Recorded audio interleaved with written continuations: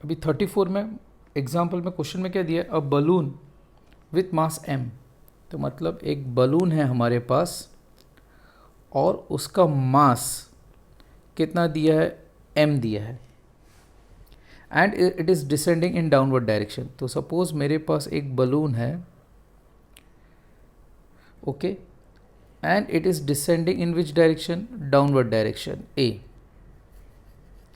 अभी कंडीशन में दिया है कि a is less than which value g, how much mass should be removed from it so that it start moving up with an acceleration a। मतलब इसमें से कितना मास ऑफ एयर निकाल दूँ so that it moves in upward direction. मतलब in short आपको m dash suppose find out करने के लिए बोला है। What is m dash, the mass removed mass. कौन सा मास, रिमूव्ड मास। समझ में आया? सॉरी। अभी but obviously according to this condition मुझे एफ बनाना है। अभी एफ बनाऊंगा तो इसका वेट कहाँ पे एक्ट होगा, vertically downward direction, that is mg। और इसके अंदर जो अपथ्रस्ट एक्ट होना चाहिए, late it be which value u। Upthrust क्या है, अगर मैं u लिख रहा हूँ तो what is the meaning of u, u is nothing other then upthrust. Upthrust is a kind of a force, it is a kind of a what, force. अभी first case में उन्होंने क्लियर कट मेंशन किया है कि ये जो भी object है वो डाउनवर्ड डायरेक्शन में डिसेंड हो रहा है। तो डाउनवर्ड डायरेक्शन में डिसेंड हो रहा है तो ये डायरेक्शन इसका पॉजिटिव हुआ और ये डायरेक्शन में क्या हुआ, नेगेटिव। तो पहले का अगर मैंने एफ बनाया है तो मैं ये बोल सकता हूँ कि sum of all the forces acting will be equated to which value, resultant force. Same rule. तो यहाँ पे क्या आएगा, plus mg minus upthrust is equal to, इसमें कितना मास है, m है, तो m इंटू एक्सेलरेशन। पहला इक्वेशन समझ में आ गया। I will mark this as equation number 1। ये बात समझ में आई? सिंपल, जैसे हम पहले एफ बनाते थे वैसे ही है, कोई डिफरेंस नहीं है। Got it? चलो अभी नेक्स्ट डिस्कस करते हैं। उन्होंने ये कहा कि अगर ये बलून को मेरे को ऊपर के डायरेक्शन में मूव करना है तो इसमें से कुछ मास मुझे कम करना है। Is that clear? तो सपोज इसमें से मैंने कुछ मास निकाल दिया, कुछ मास निकाल दिया, तो रिमेनिंग मास इसमें कितना है? तो देखो मैं इतना लिख सकता हूँ। सबसे पहले ऐसे सोचता हूँ कि टोटल मास कितना है, तो let the total mass be what, m। अभी इसमें रिमेनिंग मास कितना है आफ्टर द रिमूवल, तो removed mass of the gas मैंने क्या सपोज किया है, आपके पास m डैश, यस और नो। तो रिमेनिंग मास कितना हुआ, तो मेरे को ये बात बताओ, बलून जो है उसके अंदर रिमेनिंग मास होगा। अगर रिमेनिंग मास मैं mr से लिखता हूँ, तो अभी फ़िलहाल अगर बलून के अंदर मैं मास कंसिडरेशन कर रहा हूँ तो कितना मास होगा आपके हिसाब से? तो मैं ऐसे बोल सकता हूँ, अगर इसका एफ बना रहा हूँ मैं वंस अगेन, तो इसका वेट कहाँ पे एक्ट होगा, वर्टिकली डाउनवर्ड डायरेक्शन। सेम रो ना, कोई डिफरेंस नहीं। बट मेरे को एक बात बताओ, इसमें आप टोटल मास कंसीडर करोगे, रिमूव्ड मास कंसीडर करोगे कि रिमेनिंग मास कंसीडर करोगे? तो बट ऑब्वियस आप स्मार्ट इनफ हो, आपका आंसर क्या होना चाहिए कि सर रिमेनिंग मास होना चाहिए। तो weight remaining mass into acceleration due to gravity act होगा। यस। अभी इसमें अपथ्रस्ट किस डायरेक्शन में एक्ट हो रहा है, अपवर्ड डायरेक्शन में एक्ट हो रहा है। अभी ऑब्जेक्ट एक्सेलरेट किस डायरेक्शन में हो रहा है, अपवर्ड डायरेक्शन में एक्सेलरेट हो रहा है। तो but obviously from that point of view ये वैल्यू इसका क्या हुआ, प्लस, और नीचे वाला वैल्यू क्या होगा, माइनस। ये समझ में आया equation? So ultimately from that point of view मेरे लिए ये आपका फर्स्ट केस हुआ और ये क्या हुआ, आपका सेकेंड केस। तो फर्स्ट केस का इक्वेशन जैसे मिला वैसे मैं सेकेंड केस का इक्वेशन बना सकता हूँ कि sum of all the forces acting will be equated to which value, resultant force. तो देखो अब थ्रस्ट पॉजिटिव है तो यहाँ पे क्या आएगा, प्लस यू, यहाँ पे माइनस एम आर जी। समझ में आ रहा है? क्योंकि रिमेनिंग मास है। ओके, वेट किस पे एक्ट होता है, रिमेनिंग मास पे ही एक्ट होता है। तो is equal to, once again acceleration किसका होगा, रिमेनिंग मास का ही होगा। तो remaining mass into which value acceleration.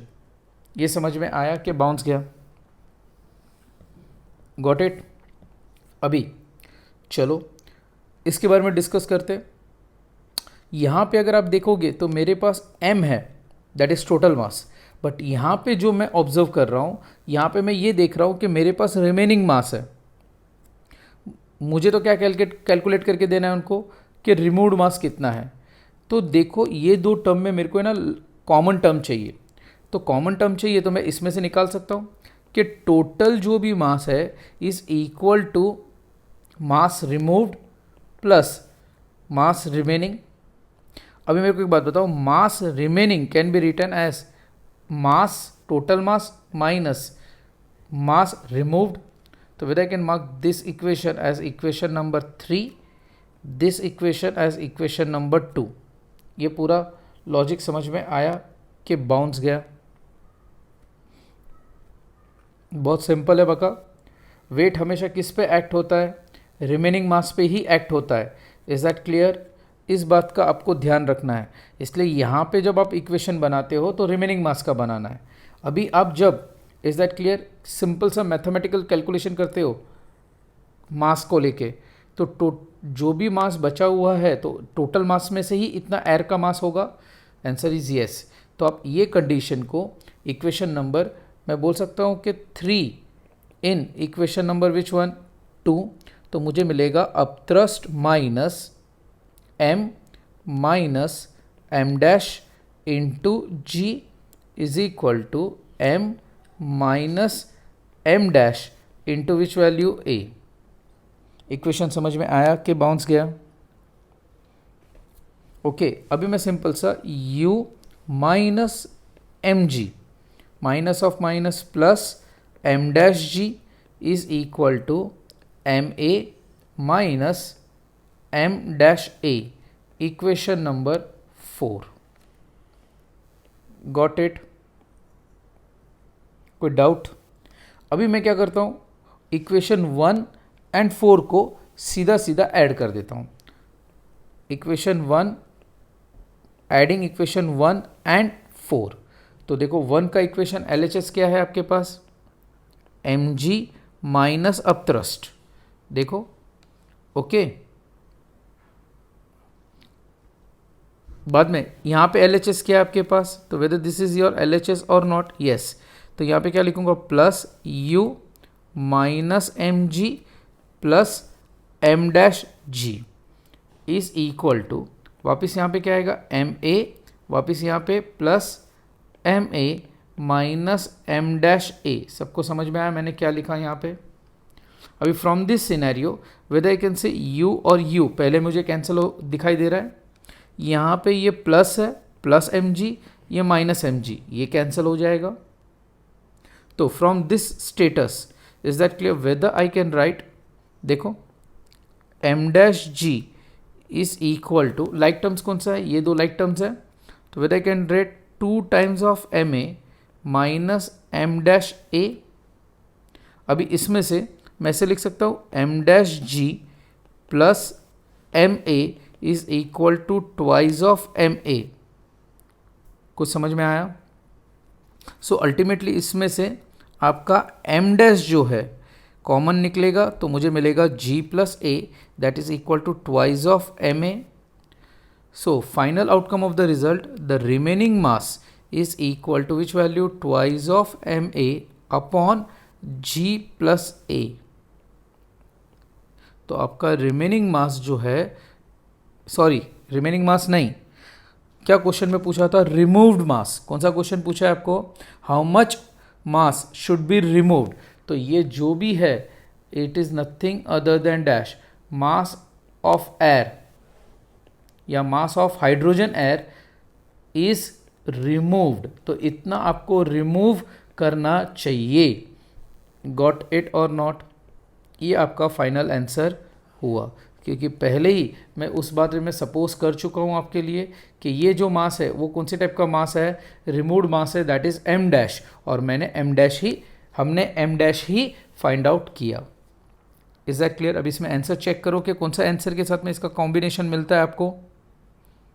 a तो आपका आंसर ऑप्शन में कौन सा होगा? A. Got it? Hope so यहाँ तक समझ में आ गया। क्लियर और नॉट? बस तुम लोग किस बात में कंफ्यूज हुए होंगे? ये बात को लेके m माइनस एम डैश, आपका ये लॉजिक बैठना चाहिए, आपको ये समझ में आना चाहिए।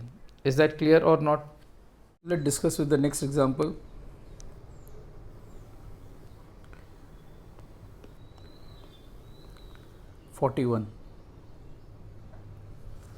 ओके, 41 में क्या दिया है, चलो देखो।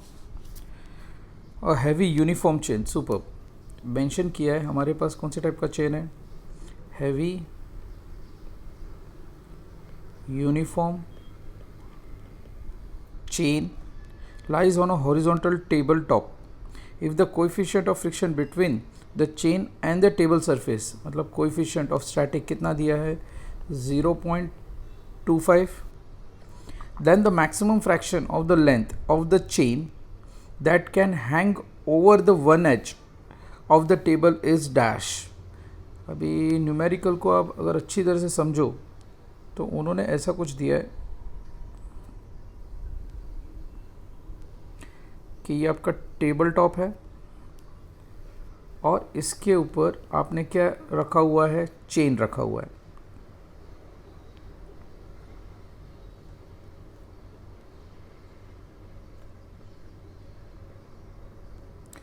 अभी टोटल चेन का जो लेंथ है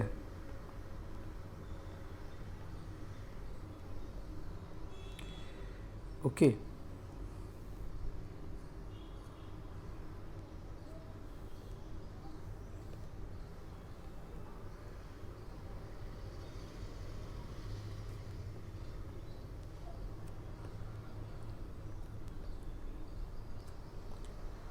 let the length of the chain be how much? कुछ इस तरह की बातें कर रहे हैं, ठीक है।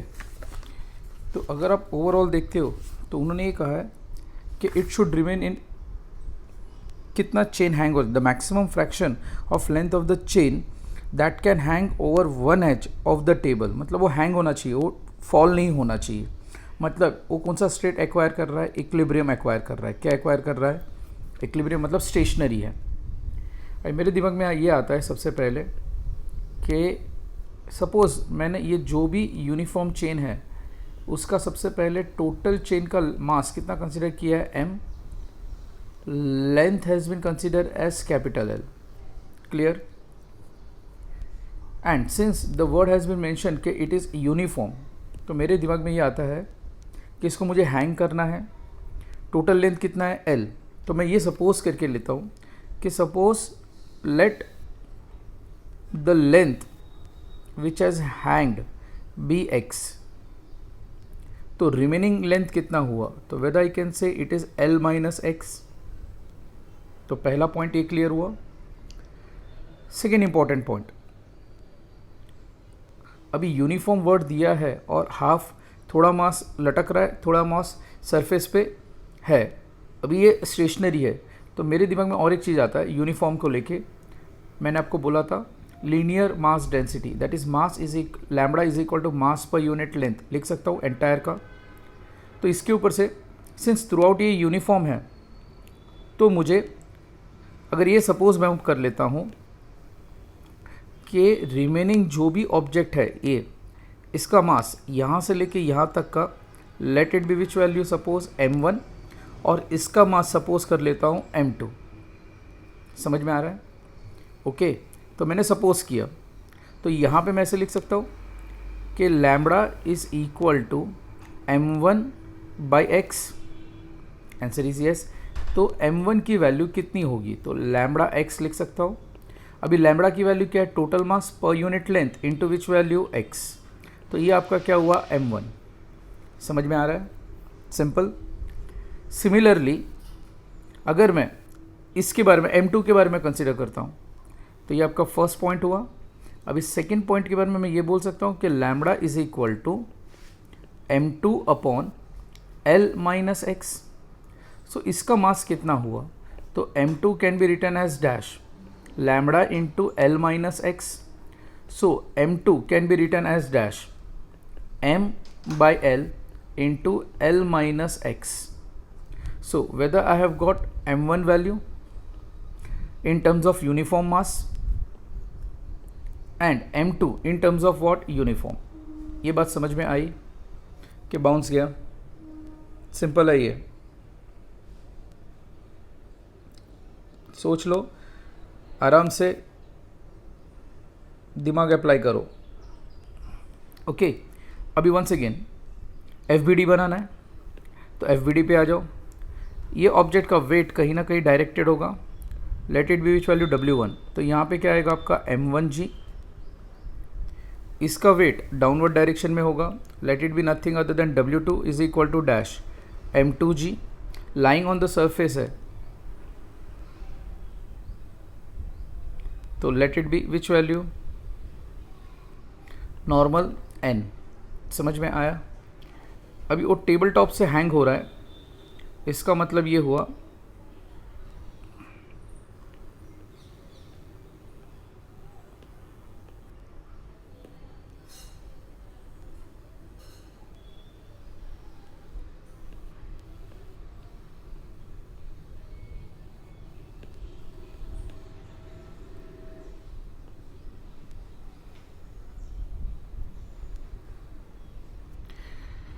यहाँ तक समझ में आया? तो आगे प्रोसीड करूँ। तो almost everything has been done. अभी from this point of view उन्होंने एक स्टेटमेंट और भी दिया है कि उन्होंने ये मेंशन किया है कि इस पर स्टैटिक फ्रिक्शन अप्लाई हो रहा है, फ्रिक्शनल फोर्स अप्लाई हो रहा है, किसके बीच में, if the coefficient of friction between the chain and the table surface is what.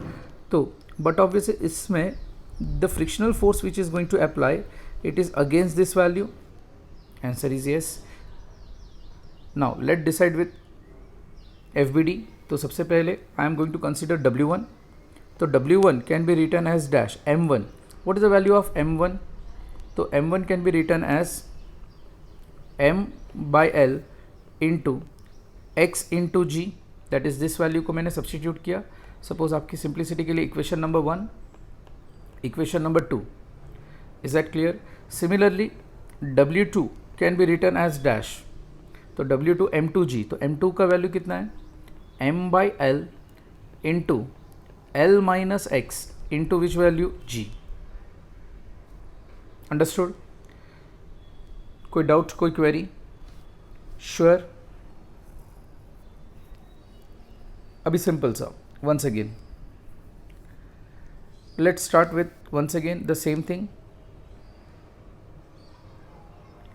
Weather I can say it is in equilibrium position, तो चेन 2 का अगर मैं कंसिडर करता हूँ FBD, तो इसका वेट कहाँ पे आता है, वर्टिकली डाउनवर्ड डायरेक्शन। इसके अगेंस्ट में क्या है, नॉर्मल, और इसके अगेंस्ट में क्या डेवलप होता है, स्टैटिक फ्रिक्शनल फोर्स।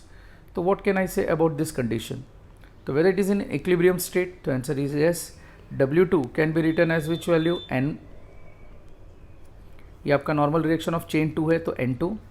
तो whether I can say N2 is equal to M by L into L minus X into G. Got it?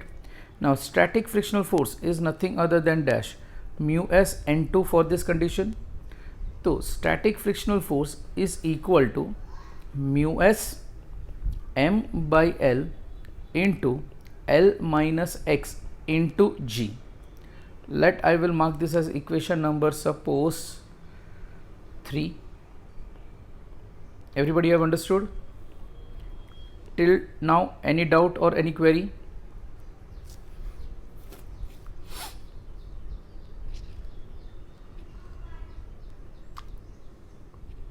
Sure? चलो आगे प्रोसीड करूँ।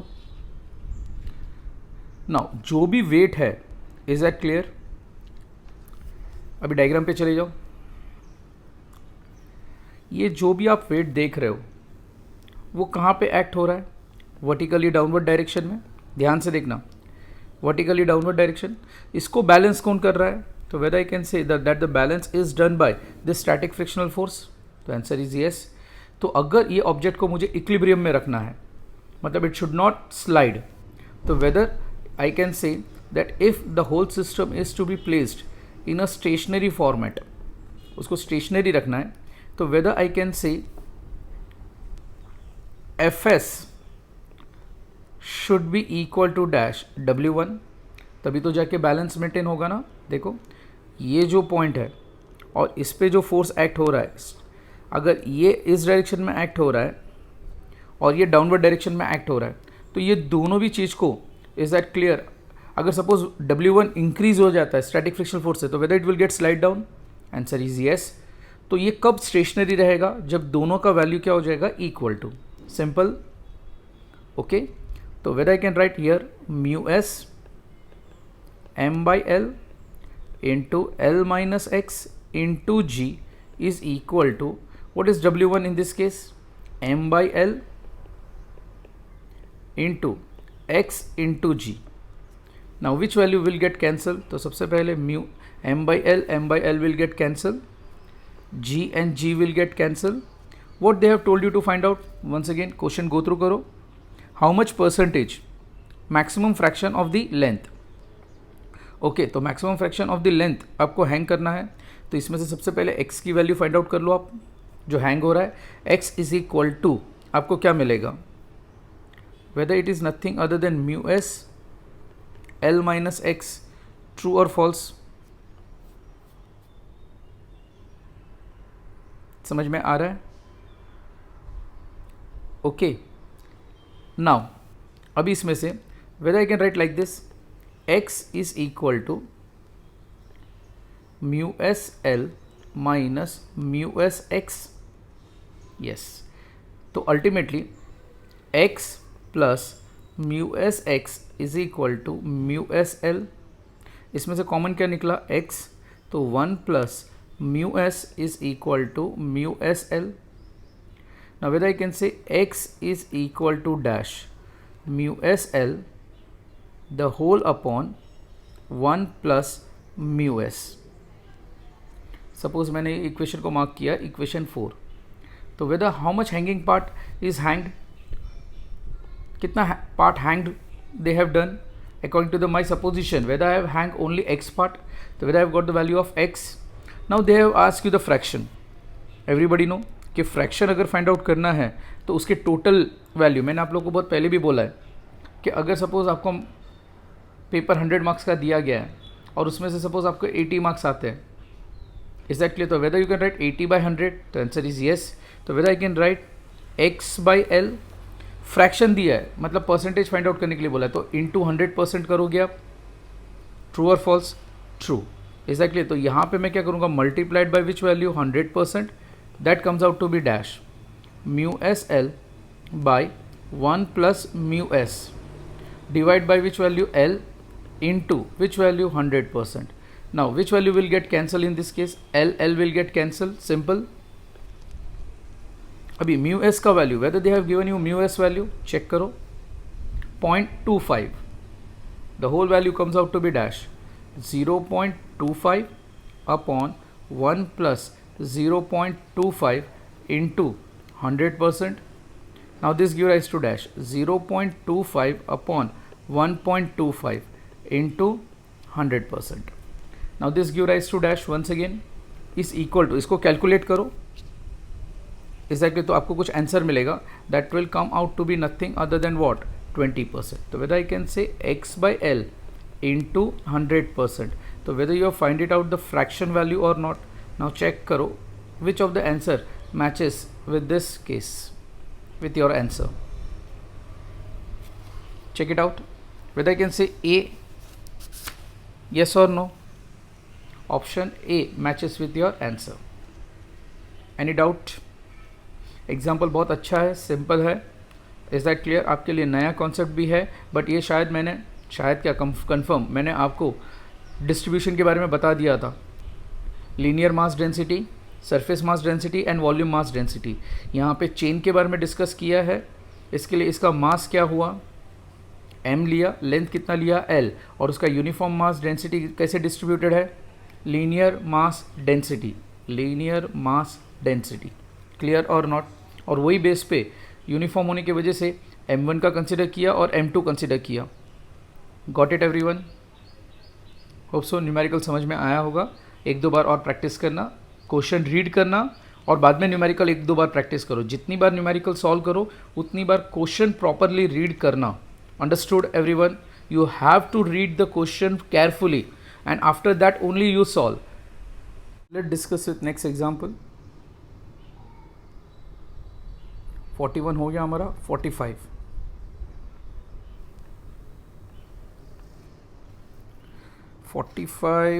a block A दिया हुआ है। a block A of mass m1 rest on the horizontal table. It is resting on a which kind of a table? Horizontal table. So let's draw the diagram.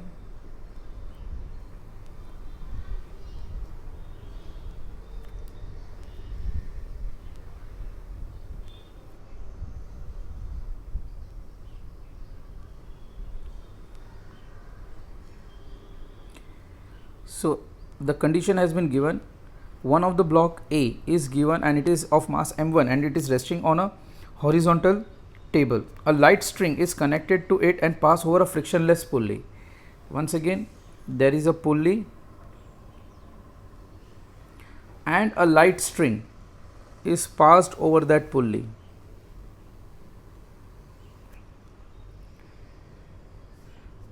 It passes over a frictionless pulley at the edge of the table and from its other end another block, another block B of mass m2 has been hanged. So according to the statement, another block, that is which block? B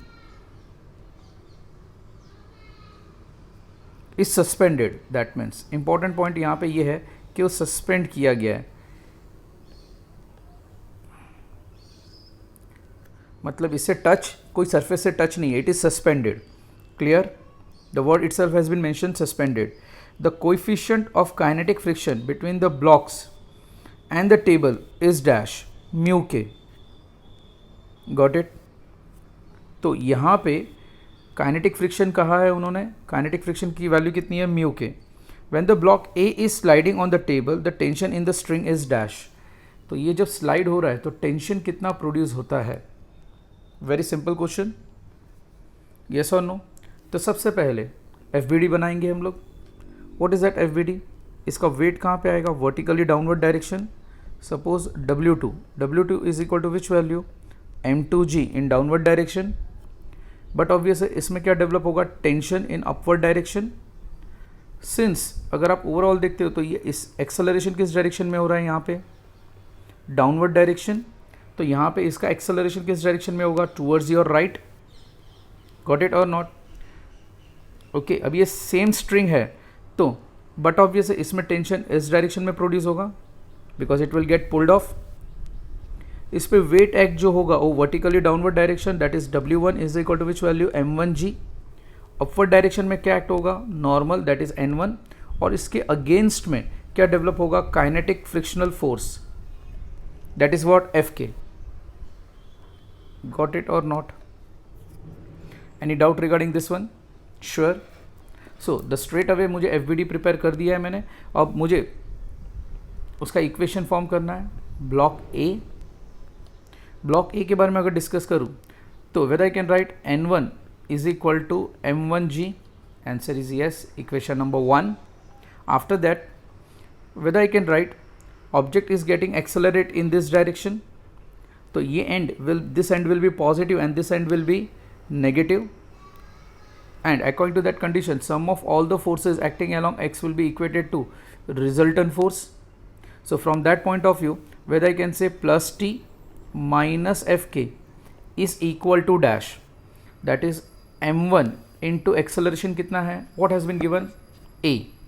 now whether I can write t is equal to mu k n1 is equal to m1a, that means t minus mu k, and n1 की value from the equation 1, whether I can write m1g is equal to m1a, equation number 2. hope so everybody might have understood. I have just formed the FBD and I am writing the equations. तो equation of block A has been finished. Now let's discuss with another block, block B. Now block B has been suspended.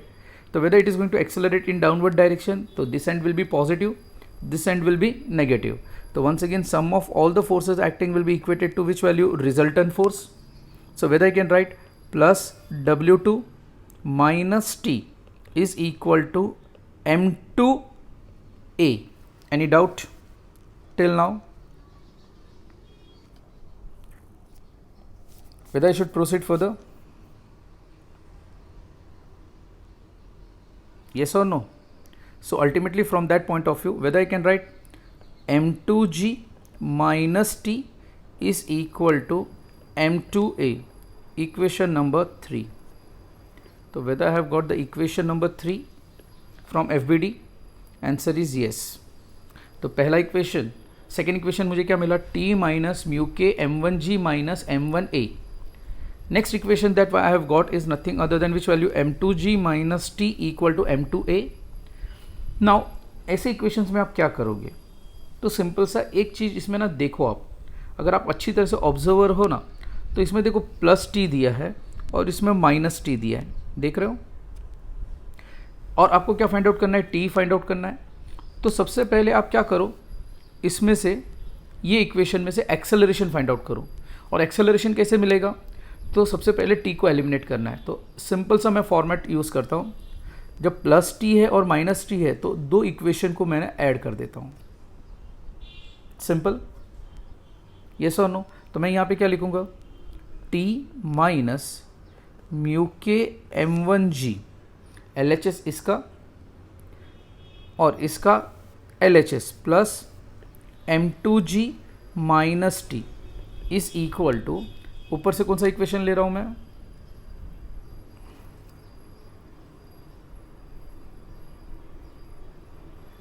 Check it out.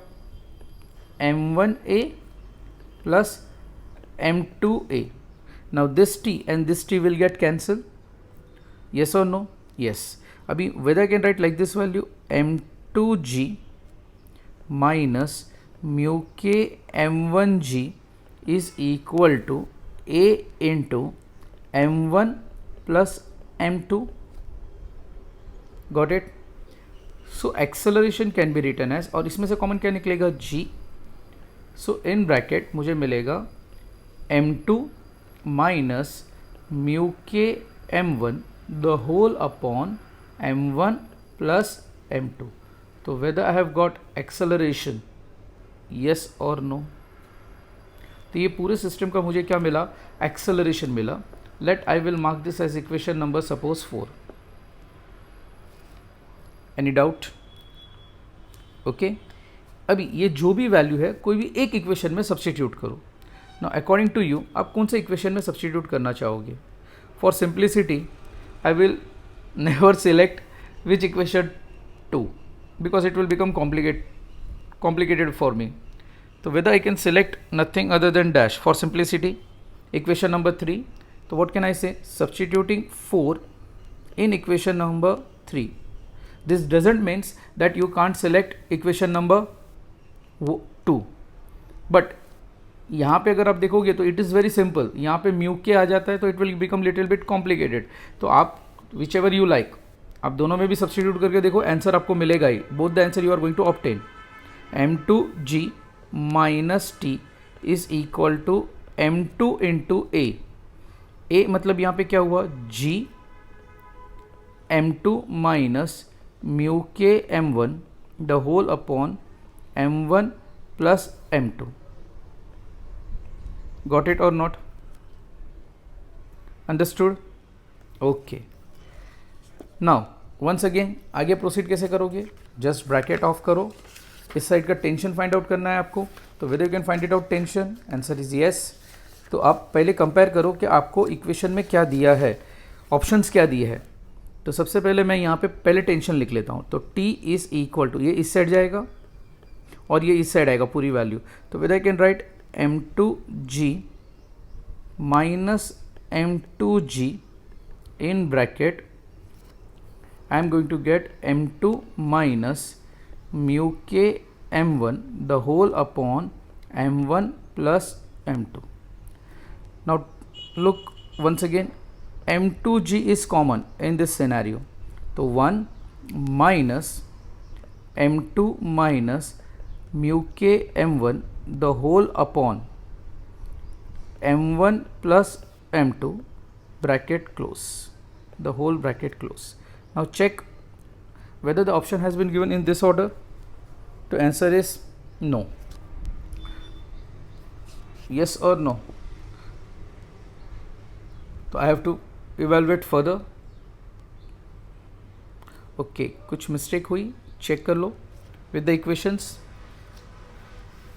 Check it out whether all the values has been substituted properly or not. चलो देखते हैं.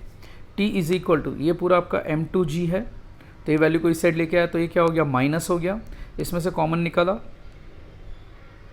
अभी यहाँ पे मुझे इसका LCM लेना बाकी है. Answer is yes. तो t is equal to m2g in bracket, इसका LCM लो तो m1 plus m2 minus m2 minus of minus plus what I am going to get, mu k m1 the whole upon which value, m1 plus m2. Got it? Now once again, m2 minus m2 plus m2 will get cancelled. So the final outcome of the result, tension is equal to m2g in bracket m1 plus mu k m1 1 upon m1 plus m2. Check the options. चलो अभी भी option में कहीं ना कहीं कुछ difference है. Yes, अभी इसमें से भी मैं क्या करूँगा, m2g इसमें से कॉमन क्या है मेरे लिए, m1 in bracket 1 plus mu k upon which value m1 plus m2. इसको प्रॉपर ऑर्डर में लिखा जाए तो t is equal to m1 m2g in bracket 1 plus mu k upon m1 plus m2. इससे ज़्यादा इवेलुएट नहीं कर सकता हूँ. Now I will check for the answer. Now the answer that comes out to be dash. चलो देखो,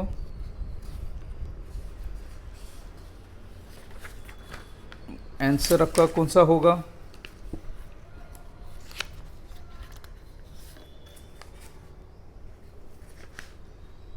B option right है. Your option will be B. B m1 m2 1 plus mu k into g upon m1 plus m2. तो whether you have got the answer.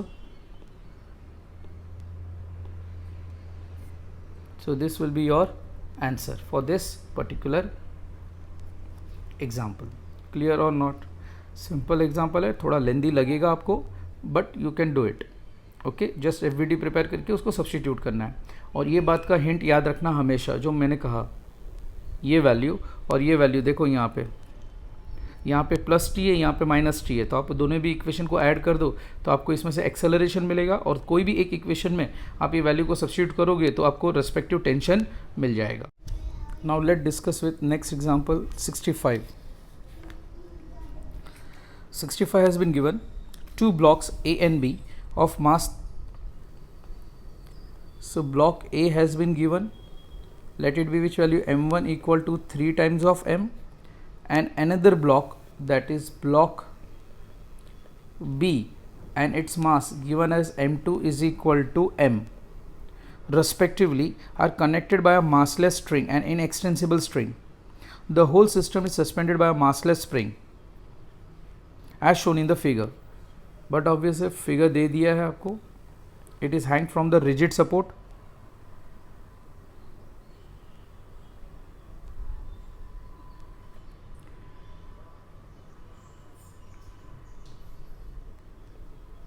Block A,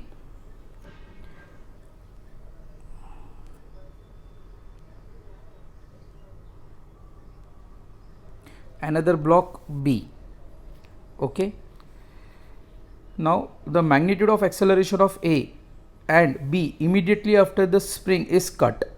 That's it. Excellent example है. What is the magnitude of acceleration of A and acceleration of B immediately after the string has been cut. Is that clear or not? अभी spring नहीं बोला है उन्होंने बोला है string. Is that clear और not? अभी नॉर्मली अगर आप देखते हो तो आपने मिस्टेक ये किया होगा, दिस इज स्प्रिंग एंड ये जो है वो ये स्ट्रिंग है. गॉट इट और नॉट? स्प्रिंग को कट नहीं किया है उन्होंने, किसको कट किया है? स्ट्रिंग. तो immediately statement has been mention,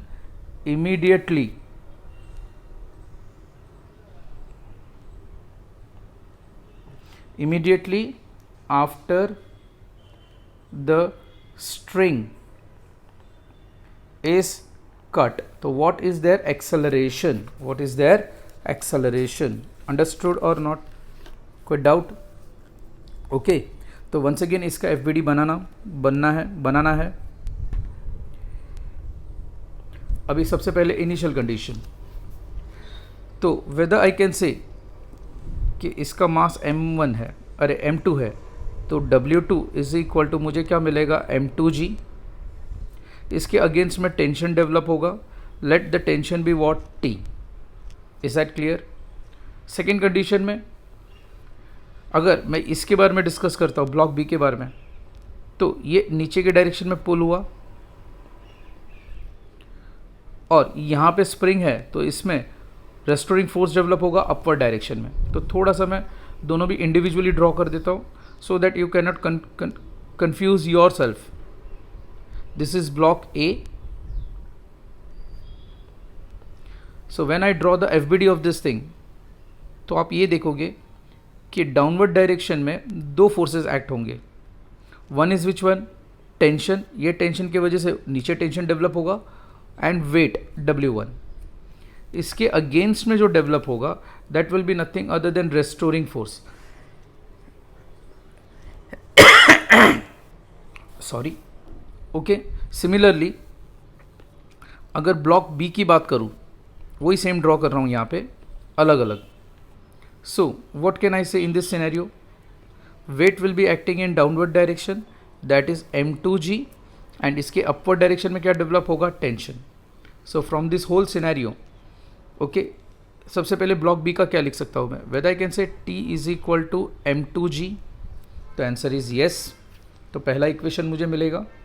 second equation में अगर आप देखोगे तो वेदर आई कैन से ये ओरिजिन है, तो restoring force will be equal to T plus W1.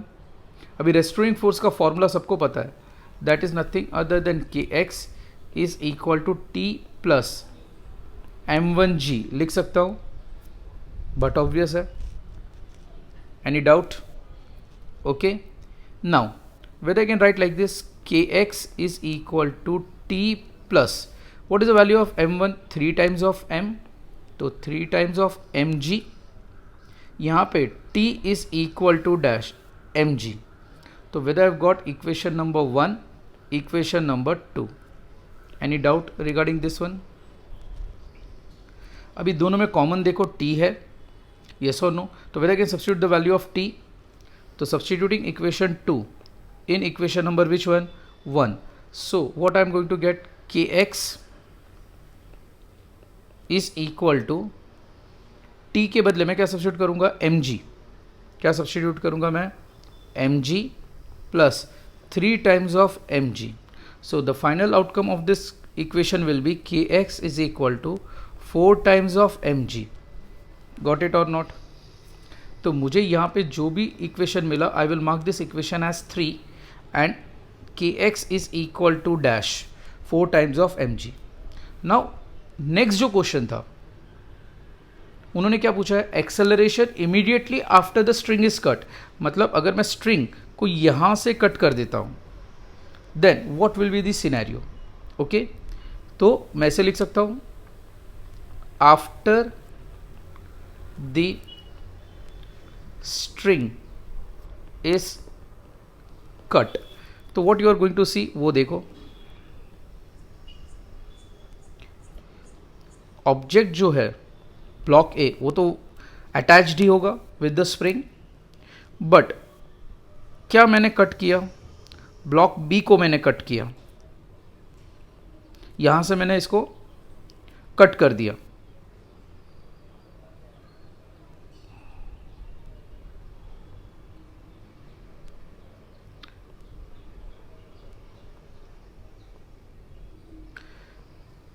जैसे ही मैंने इसको कट किया तो बट ऑब्वियस है इसका एफबीडी बनाना पड़ेगा मुझे। तो एफबीडी किस तरह बनाऊंगा, तो इस पे तो सिर्फ एक ही वेट एक्ट होगा क्योंकि टेंशन तो ऊपर रहेगा नहीं। तो W2 इज इक्वल टू मुझे क्या मिलेगा, M2G। सिंपल, अंडरस्टूड और नॉट। वो कहाँ पे जाएगा, वर्टिकली डाउनवर्ड डायरेक्शन जाएगा। क्यों, क्योंकि ये पूरे केस में tension in the string has become dash. String जैसे ही कट करूंगा तो टेंशन क्या हो जाएगा, जीरो। अभी आउटकम ऑफ द रिजल्ट, इसका वेट तो एक्ट होगा ही इन वर्टिकली डाउनवर्ड डायरेक्शन क्योंकि यहाँ से स्ट्रिंग कट हो गया है। तो यहाँ पे क्या मिलेगा मुझे, W1 is equal to M1G। But whether यहाँ पे स्प्रिंग कट नहीं हुआ है तो इसमें रेस्टोरिंग फोर्स तो डेवलप होगा ही in upward direction. Got it और नॉट, अंडरस्टूड। बट ऑब्वियस है from this whole scenario whether I can say, जैसे ही स्ट्रिंग कट करूंगा ये ब्लॉक ए जो है वो अपवर्ड डायरेक्शन में एक्सेलरेट करेगा एंड ब्लॉक बी जो है वो डाउनवर्ड डायरेक्शन में एक्सेलरेट करेगा। आंसर इज यस, अंडरस्टूड और नॉट। क्योंकि जैसे ही कट करोगे तो वो स्प्रिंग के वजह से वो ऊपर के डायरेक्शन में जाएगा। तो ऊपर का एंड क्या है, ये पॉजिटिव, डाउनवर्ड डायरेक्शन में क्या है, नेगेटिव। तो मैं ऐसे बोल सकता हूँ कि sum of all the forces acting is equated to resultant force in a which block. तो ब्लॉक ए के बारे में डिस्कस कर रहा हूँ पहले। तो वेदर आई कैन से यहाँ पे, अच्छा you should not get confuse with this value, ये रिजल्टेंट है और ये रेस्टोरिंग है। तो यहाँ पे restoring force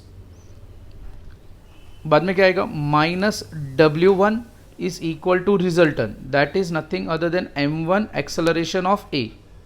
now this can be written as Kx minus M1G is equal to M1A।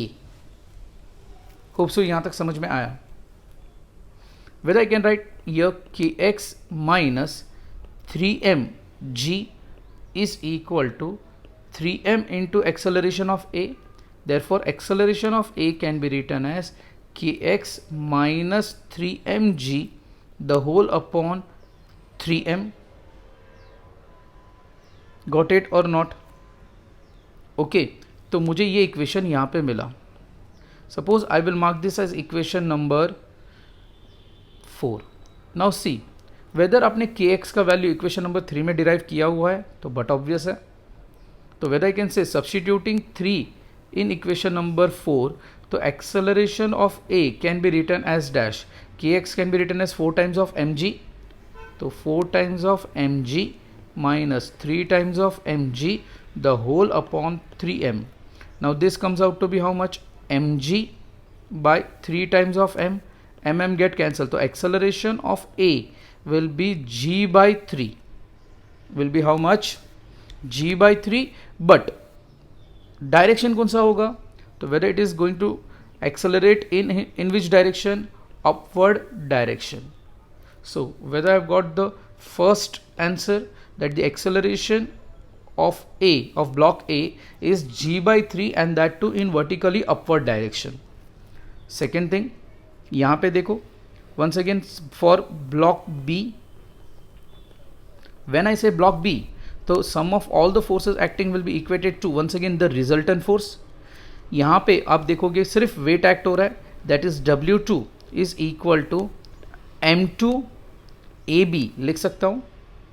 Now this give rise to dash M2G is equal to M2 AB, that means AB यहाँ पे मास directly लिख देता हूँ, M2 का मास कितना है, mm, so ultimately outcome of the result mm get cancel, so ultimately मुझे क्या मिलेगा, G, but it is acting in which direction, vertically downward direction. Got it और नॉट। तो object block B is going to get accelerate in downward direction with an acceleration of how much, G. कोई doubt, कोई query? Got it और not?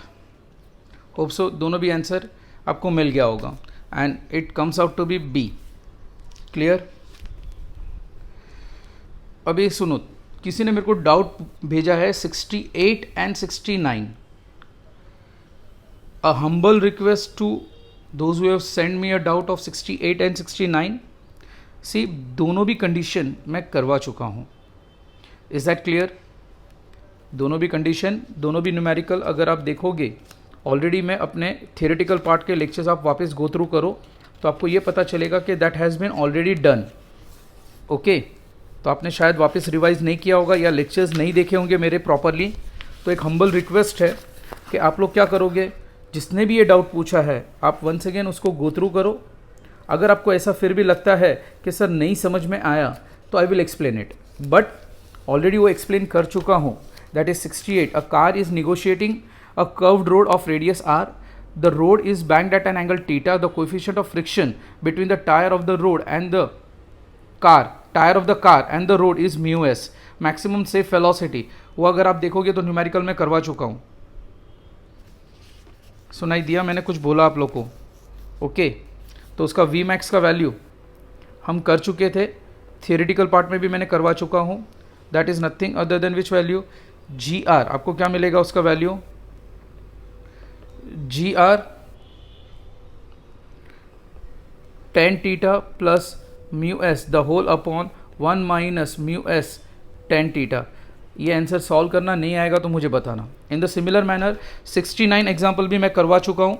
That is nothing other than wall पे strike करता है, angle of impact, angle ये 60 degree है. मैंने बोला था ये आपका first quadrant, second quadrant, third quadrant, fourth quadrant. और ये ऑब्जेक्ट कौन से, ये इनिशियल जो भी मोमेंटम है वो कौन से क्वाड्रेंट में लाई करेगा, फोर्थ क्वाड्रेंट में, जिसका cos function positive, sine function क्या आएगा नेगेटिव. उसको सॉल्व करो. Is that clear? तो आपको उसका भी आंसर मिलेगा. Magnitude of this impact will be nothing other than 2 mv, change in momentum का. एंड चेंज इन मोमेंटम आपको 2 mv मिलेगा. तो मैग्नीट्यूड ऑफ इम्पल्स, इम्पल्स मतलब vector F is equal to F delta T. That is nothing other than this value. Got it और not? तो please ये example वापस आप गो थ्रू करना, आपको मिलेगा उसका answer. Clear? And already I have mention regarding that thing. Got it? अगर आंसर में ये सॉल्यूशन आप करना, जो भी आपको आंसर मिलेगा मुझे बताना. फिर भी अगर कोई कन्फ्यूजन है देन आप मेरे साथ में व्हाट्सएप पे डिस्कस कर लेना, या तो लेक्चर जब जूम पे लूँगा तब आप डिस्कस कर लेना मेरे साथ में. ठीक है? एन्जॉय.